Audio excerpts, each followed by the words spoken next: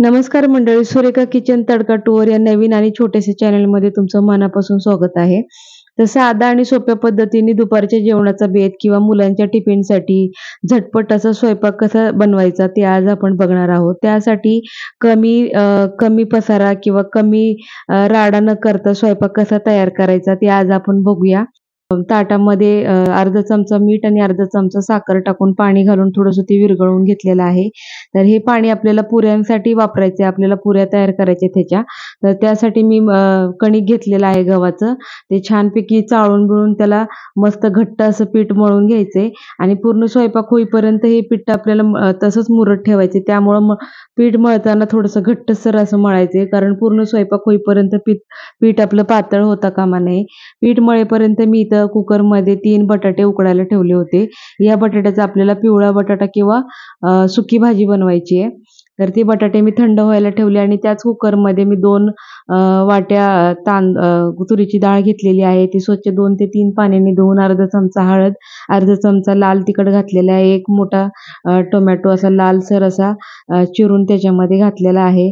त्यानंतर मी त्याच्यामध्ये 1 चमचा मीठ घातलेला आहे. 1 कांदा चिरून घातलेला आहे बारका. त्यानंतर 1 पळी तेल घालून 1.5 ते 2 ग्लास पाणी टाकून आपण डाळ शिजायला गॅसवर ठेवून द्यायचं आहे. डाळ शिजते तोपर्यंत इथे मी बटाट्याची साल काढून घ्यायची आहे. झटपट स्वयंपाक करायचं म्हटलं की असं जुगाड काहीतरी करावंच लागतं.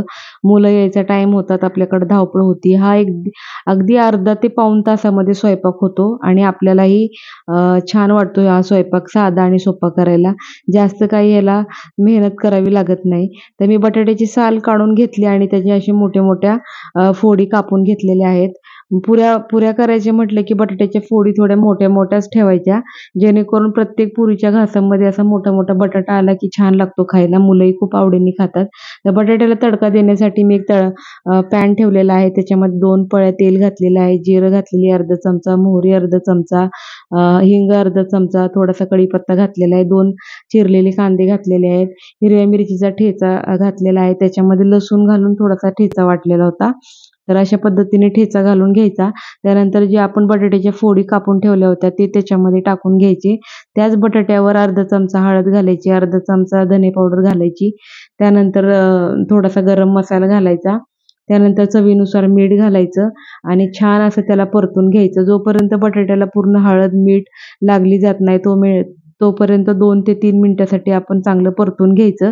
2 ते 3 मिनिटं असं परतून घेतल्यानंतर बटाट्याचा कलर खूप छान दिसतो आणि बटाटाही मुलांनाही खायला खूप छान लागतो. असं 2 ते 3 मिनिटं परतल्यानंतर त्याच्यावर एक झाकण ठेवून 2 मिनिटासाठी आपल्याला वाफ द्यायची आहे. त्यामुळे बटाटा चांगला वाफून निघतो आणि पूर्ण मसाले जे आहेत त्याचा वासही छान येतोय बटाट्याला. तर अशा पद्धतीने आपला बटाटा तयार झालेला आहे. तर बटाटा हा आपण एका साईडला काढून ठेवायचा आणि आपली डाळ ही शिजली की नाही बघायची. शिजलेली डाळ असेल तर त्याला स्मॅशरने एकदा बारीक करून घ्यायचं, फिरवून घ्यायचं. नंतर मी ती डाळ एका स्टीलच्या पातेल्यामध्ये काढून ठेवून त्याच कुकरमध्ये तांदूळ शिजायला घालायचा. तर तांदूळ शिजण्यासाठी मी 2 वाट्या तांदूळ घेतलेला आहे. त्याच्यामध्ये पाणी घालून 2 ते 3 पाण्याने छान स्वच्छ तांदूळ धुवून घेतलेला आहे. त्यानंतर त्याच्यामध्ये 2 वाट्यासाठी 2 ग्लास पाणी वापरले आणि ते पाणी वापरल्यानंतर त्याच्यामध्ये अर्धा चमचे अशी मी 2दा त्याच्यामध्ये मीठ घालून घेतलेलं आहे आणि तेही कुकरला आपण शिट्टीला गॅसवर ठेवून दिले. इथं डाळीला छान उकळी आलेली आहे. डाळीमध्ये मी थोडंसं गरम पाणी ॲड केलं होतं आणि त्याला उकळी आणली. आता डाळीला तडका देण्यासाठी एक तडका पॅन ठेवला. त्याच्यामध्ये 2 पळ्या तेल घातलेलं आहे. त्याच्यामध्ये अर्धा चमचा मोहरी घातली, अर्धा चमचा जिरं घातलेलं आहे, अर्धा चमचा हिंग घातलेला आहे. त्यानंतर जो लसूण होता आपला तो बारीक चिरून ठेवला होता त्याचा तडका दिला. कढीपत्ता घातला थोडासा आणि लसणाचा कलर थोडासा लालसर आणि खरपूस होईपर्यंत तडका तसाच मंद आचेवर ठेवून द्यायचा आहे. त्यानंतर आपल्याला धने पावडर घालायचे, थोडीशी हळद घालायची आणि हा तडका आपण डाळीमध्ये टाकून द्यायचा. तर मिरची पावडर ही आपण डाळ शिजतानाच थोडीशी घातली होती आणि मुलांना खायची म्हटल्यावर तुमच्या आवडीनुसार तुम्ही मिरची पावडर ॲड करू शकता.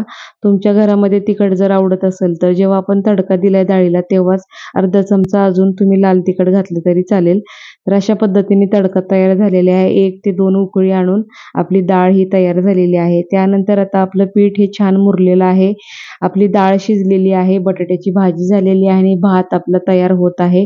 तोपर्यंत आता पुऱ्याची तयारी करूया. पुऱ्याची तयारी करण्यासाठी इथे जे पीठ आपण सगळ्यात आधी मळून ठेवलं होतं, त्याला छानपैकी 2 ते 3 तेलाचे थेंब घालून त्याला पुन्हा एकदा चांगलं मळून घ्यायचंय. तर पीठ आपलं बघा छान मळून मुरलेलं आहे आणि जास्त घट्ट पण नाही आणि जास्त पातळ पण नाही, असं मीडियम जसं आपल्याला पुऱ्यासाठी पीठ हवं होतं त्याच पद्धतीने पीठ आपलं तयार आहे. तर त्यासाठी मी असं एकदा मळून घेऊन छानपैकी एक त्यातला गोळा काढून घेतला. त्याची एक लाटी अशी तयार केली हातावर आणि त्याचे 6 भागामध्ये आपल्याला तुकडे करून घ्यायचे आहेत, जेणेकरून पुऱ्यांची साईज एकसारखी दिसावी आणि पुऱ्यांचे जे गोळे असतात ते छानपैकी एकाच पद्धतीने व्हावे म्हणून. आणि असं केल्याने पटकन पुऱ्या पण तयार होतात आणि पुऱ्यांची जी आपले छोटे छोटे गोळे बनवले ते एकाच साईजचे तयार होतात आणि पुऱ्या एकसारख्या दिसतात आपल्याला लाटल्यानंतर. तर अशा पद्धतीने पुऱ्या लाटून घ्यायच्या. पुऱ्या लाटताना पिठाचा वापर करायचा नाही, थोडंसं तेल वापरलं तरी चालेल. पीठ वापरल्याने तेल थोडंसं खराब होतं आणि तेलाचा वापर केल्याने आपण जेव्हा पुऱ्या तळतो त्या टायमिंगला आपल्या पुऱ्याचं तेल जे असतं तळलेलं ते आहे तसं राहतं. त्यामुळं पुऱ्या लाटताना शक्यतो कमी पिठाचा वापर करावा किंवा वापरच करायचा नाही पिठाचा. तर तेल आपलं चांगलं गरम झालं होतं आणि पुऱ्या आपल्या एकच प्लेटमध्ये मी सगळ्या पुऱ्या तयार करून घेतल्या होत्या आणि गरम झालेल्या तेलामध्ये पुऱ्या सोडून अशा पद्धतीने टम्म फुगलेल्या पुऱ्या आपल्या तयार झालेल्या आहेत.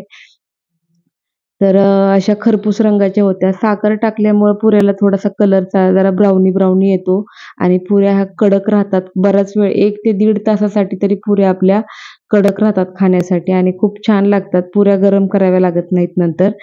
आणि आपण साधे पीठ मळून पुऱ्या तयार केल्या तर त्या थोड्या वेळाने मऊ पडल्या जातात बघा एकावर एक ठेवल्यानंतर. तर ह्या पुऱ्या तशा होत नाहीत आणि गरम-गरमच काढून लगेच ताट सर्व्ह करायला घ्यायचंय. तर 1 ते 2 मिनिटासाठी जर आपण थोडासा जास्त वेळ पुऱ्याला कलर चेंज करायचा असेल तर अशा पद्धतीने तळू शकतो. तर आपलं एकदम साध्या आणि सोप्या पद्धतीने दुपारचं जेवण पण म्हणू शकता किंवा मुलांना डब्याला देण्यासाठी एक छोटीशी आयडिया सुद्धा तुम्ही याला म्हणू शकता. तर अशा पद्धतीने बटाटा तयार झालेला आहे, डाळ तयार झालेली आहे, मस्त वाफ आलेला भात तयार झालेला आहे. गरम-गरम टम्म फुगलेल्या पुऱ्या आहेत तशा आपल्या राहिलेल्या आहेत बराच वेळ आणि तेल गरम असल्यामुळे त्याच्यामध्येच मी पापडही थोडेसे तळलेले आहेत. तर अशा पद्धतीने साध्या आणि सोप्या पद्धतीने बनवलेला स्वयंपाक तुम्हाला कसा वाटला? जर तुम्हाला माझी रेसिपी आवडत असेल आणि चॅनेलवर नवीन असेल तर लाईक करा, शेअर करा, सबस्क्राईब करा.